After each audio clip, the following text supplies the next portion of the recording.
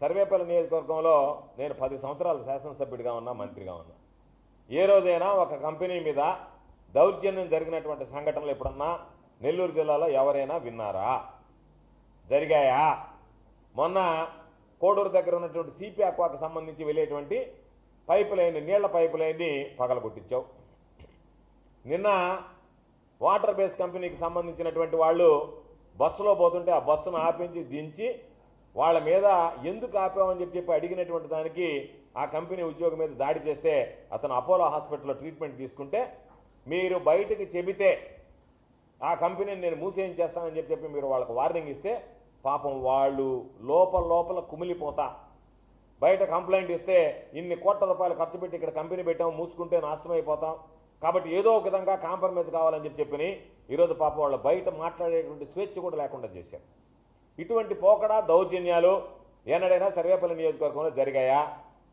చంద్రబాబు నాయుడు నేను అడుగుతున్నా, నువ్వు ఈ 2 సంఘటనలు అంటే కంపెనీలు ఎలా వస్తాయి? నువ్వు ఇంతకుముందు చెప్పేవాడివి వాళ్ళు బారిపోయారు, వీళ్ళు బారిపోయారని. ఈరోజు నేను అడుగుతున్నా, నీకు చిత్తశుద్ధి ఉంటే, చంద్రబాబు నాయుడికి చిత్తశుద్ధి ఉంటే మీ సోమిరెడ్డి కొడుకు యమకొట్టుడు కొట్టి కంపెనీల మీదనే దౌర్జన్యం చేస్తున్నారు కాబట్టి సోమిరెడ్డి కొడుకు మీద, సోమిరెడ్డి మీద విచారణ జరిపించి ఎవరు పడలే, జరిగింది వాస్తవాలు కాదనేటువంటి దానికి నెల్లూరు ఎస్పీకి ఒక ఫోన్ చేస్తే ఏమయ్యా వాళ్ళ మీద దాడి జరిగిందా, దేనికి దాడి జరిగింది, సిద్ధాంతపరంగా దాడి చేశారా, లేకపోతే మీకు పనులు ఇవ్వలేదు, డబ్బులు ఇవ్వలేదని దాడి చేశారని అడిగితే వాళ్ళు వెంటనే విచారణ కనుక్కొని చెప్తారు. నీకు అసలు ఏం జరుగుతుంది ఇక్కడ సర్వేపల్లి నియోజకవర్గంలో, నెల్లూరు జిల్లాలో అనేటువంటిది అర్థమవుతుంది.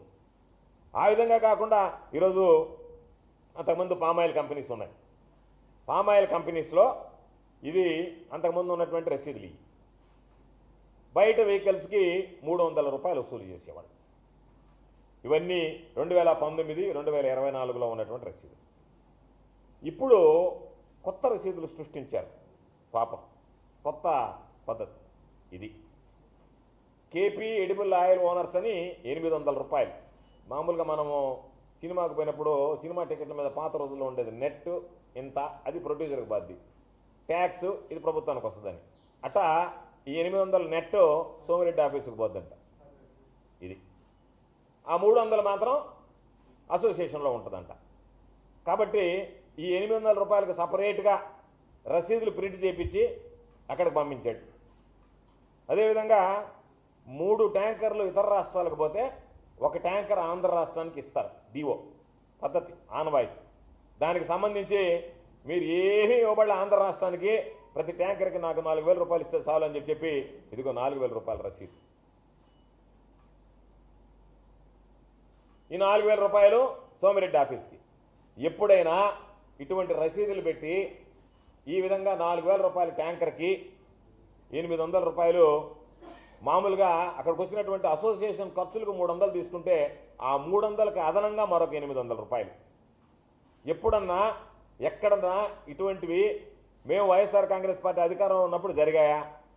జరిగితే వెళితే అక్కడ ఉన్నటువంటి యజమానులు ఇది కరెక్ట్ కాదు, మీరు చేసేది అన్యాయం అని చెప్పి తిరగబడితే నేను వచ్చిన దాకా ఆగండి, నేను అసెంబ్లీ సమావేశాలు అయిపోయిన వచ్చిన మాయన్నే దాని సంగతి ఏందో తేలుస్తానని చెప్పి ఈరోజు 300 రూపాయలు తీసుకోవాల్సినటువంటి దగ్గర 800 రూపాయలు అదనంగా ఇవన్నీ కూడా మీకు ఇస్తాను.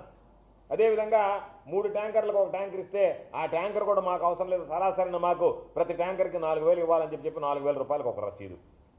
ఇవి కంపెనీల మీద దౌర్జన్యాలు, బలవంతంగా వసూళ్లు, ఇవన్నీ కూడా చూస్తే నేను అడుగుతున్నా, వీటి మీద కూడా చంద్రబాబు నాయుడిని ఏ విధంగా అయితే దౌర్జన్యాల మీద నేను ఏమన్నాను విచారణ, అయ్యా ఇది పామాయిల్ అసోసియేషన్కి సంబంధించి అసోసియేషన్లో అదనపు వసూళ్లు, దాని మీద ఒక విచారణ చేపించి మీ ఎమ్మెల్యేలు ఏ విధంగా ఎంత నీచానికి దిగజారిపోయారో ప్రజలు అసహించుకుంటారా ఏమనుకుంటారా అనేటువంటిది కూడా లేకుండా ఈరోజు నేను చెప్పా. అదేవిధంగా ప్రభుత్వ రంగ సంస్థ ఫ్లై యాష్ ఏపీ జెన్కోలో ఫ్లై యాష్కి సంబంధించి అనేక సందర్భాల్లో చెప్పా, బల్కర్కి 1,00,000 రూపాయలు నువ్వు విచారణ చేయించి చంద్రబాబుకి ఆయన ఎమ్మెల్యేలు ఆయన నేను చాలా క్లీన్ హ్యాండ్స్ ఉండడం, సోమిరెడ్డి కొడుకే డీల్ చేస్తున్నాడు నేరుగా, సోమిరెడ్డి కొడుకు పాత్రే ఉంది, సోమిరెడ్డి కొడుకు పాత్ర ఉందా లేదా అనేటువంటి దానికి ఎవడు విచారణ చేసినా చెప్పేస్తారు. ట్యాంకర్లు ఎక్కడ లోడ్ అవుతున్నాయి, ఎక్కడికి వెళ్తున్నాయి, ఎవరి పేరుతో లోడ్ చేస్తున్నారు, ఎక్కడ పోయి అన్లోడ్ చేస్తున్నారు, ఈ వివరాలు కనుక్కుంటే ఒక్కొక్క ట్యాంకర్కి ₹1,00,000 లెక్కన మాట్లాడుకొని 20 ట్యాంకర్లకు ప్లాన్ చేశాడు. 16 ట్యాంకర్లు ఇస్తున్నారు ఇప్పుడు, 16 బల్కర్లు. 16 బల్కర్కి ₹1,00,000 లెక్కన నెలకు ₹16 లక్షల దాని మీద ఆదాయం.